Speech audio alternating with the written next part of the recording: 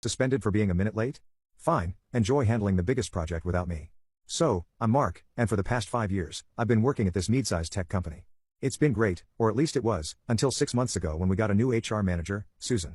Now, Susan is the kind of person who loves rules a bit too much. She came in with this idea to revolutionize the workplace, but all she did was implement a bunch of unnecessary and strict policies. The one that got under everyone's skin was her new attendance policy. It stated that if anyone was even a minute late more than 3 times in a month, they'd face immediate suspension without pay. No excuses, no exceptions. This was crazy, considering we're all seasoned professionals, not school kids. But Susan was adamant, and the policy was enforced to the letter. Now, I'm usually very punctual, but life happens, right? Just my luck, I ended up being late 3 times in 1 month. The first was because of a massive traffic jam, the second was due to a power outage that killed my alarm, and the third, well, I overslept. Each time, I was barely 5 minutes late, but Susan didn't care. She slapped me with a suspension notice. I was fuming, but then I remembered something important, our employee handbook. I'd read that thing cover to cover when I first started, and something about the suspension policy stood out to me. I dug up my copy and found the section I was looking for.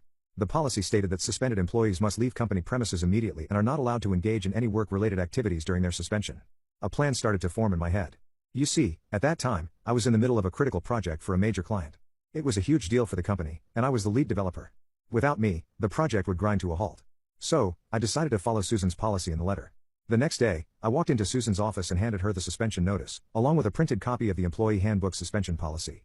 I told her, as per the company policy, I will be leaving the premises immediately and will not partake in any work-related activities during my suspension, including the Johnson project. The color drained from her face. "You can't just leave the Johnson project," she exclaimed, but I just shrugged and said, "Company policy, Susan. I'm sure you wouldn't want me to break the rules." I gathered my things and left the office. The fallout was immediate. The project team was in disarray without me, and the client was getting antsy about the missed deadlines. The CEO himself called me 2 days into my suspension, begging me to come back. I explained that I was merely following company policy, as enforced by Susan. Long story short, the CEO had to intervene. My suspension was lifted, and I was back at work the next day. The best part? Susan's ridiculous policies were all reviewed and mostly scrapped. She's still with the company, but let's just say her enthusiasm for rulemaking has significantly diminished. So, there you have it, folks. Sometimes, following the rules, a little too closely can be the best form of rebellion.